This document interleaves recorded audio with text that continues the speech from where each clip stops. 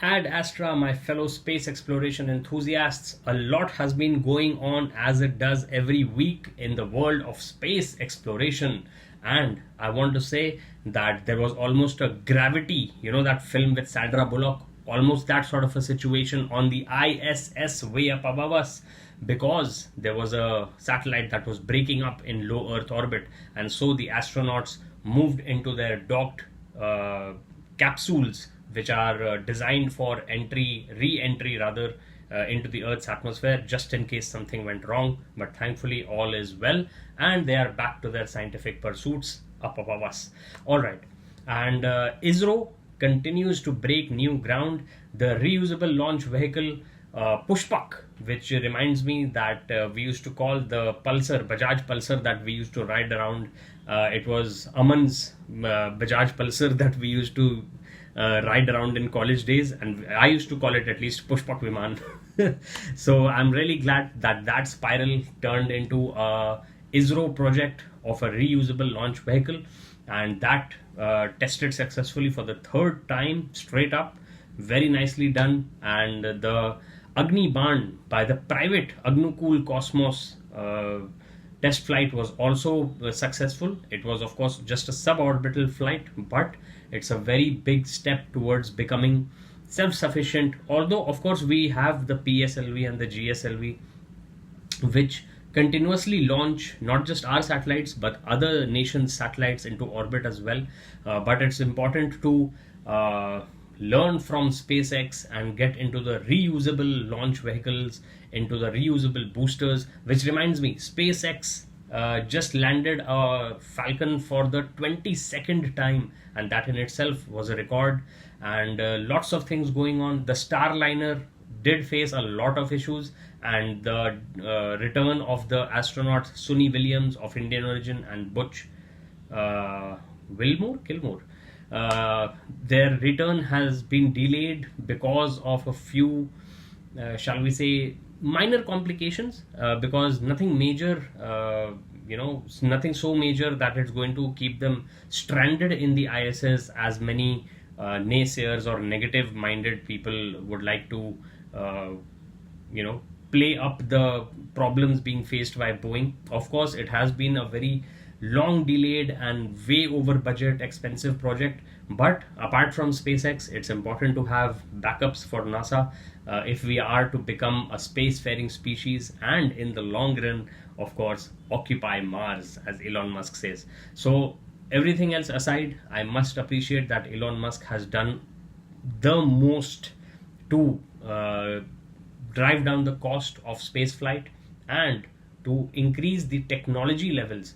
Because just for humor's sake, Sheldon Cooper in Young Sheldon, the series, the sitcom, which is based a spin-off of a prequel series of The Big Bang Theory, in that they show that he developed the concept of a reusable booster that can be landed back after propelling spacecraft to orbit, and Elon Musk stole that idea. So, jokes apart, it's actually a very, very important and very considerable milestone for human spaceflight, that reusable launch vehicles and reusable boosters are becoming, I won't say commonplace, but at least because of SpaceX, many other companies are also developing their own versions of that, including Rocket Lab with their Electron rocket. I think it's caught by helicopters, if I remember correctly.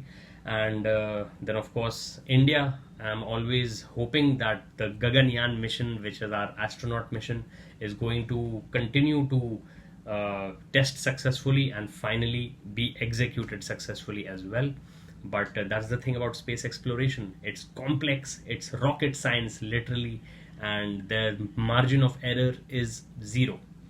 That is why I really appreciate what all these people do to get us off the planet and to enable us to explore, not just explore, but actually go and settle and inhabit and make a new home, because Earth is groaning under our weight, and nature's fury, it might get unleashed at any time. we are seeing the effects of human actions in our lifetimes, and I think it's very important for us not just to take steps to reduce our impact on the environment and to make the earth a better place. It's also important for us to get into uh, different heavenly bodies. I mean, within our lifetimes, of course, we might see some sort of visit back to the moon. The US and the China space programs are exploring habitations on the moon.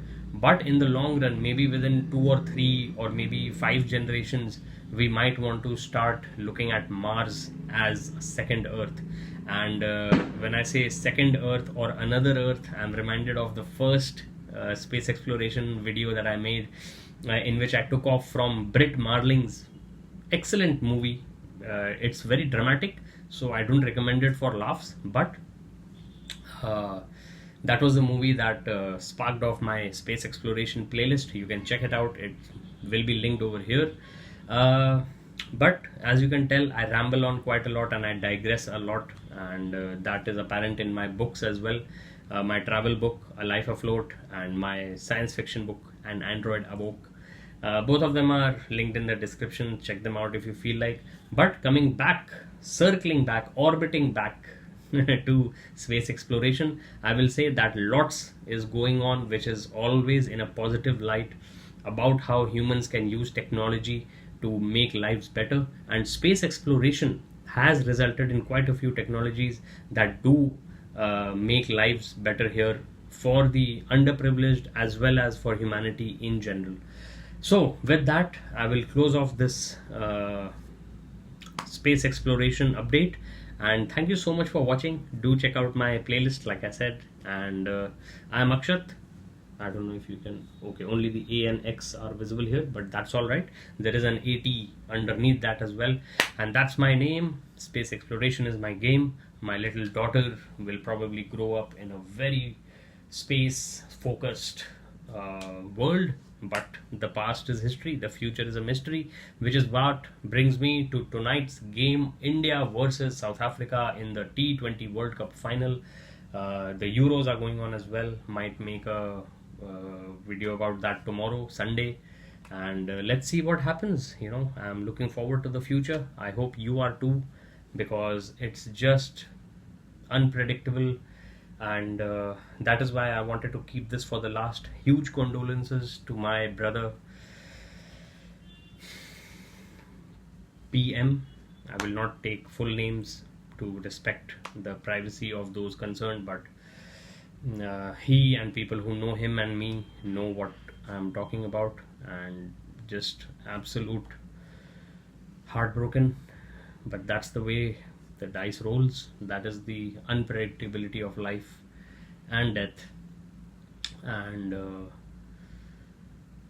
what else can be said about the dearly beloved departed who only leave us with memories? Anyway, just take care, stay safe, and goodbye.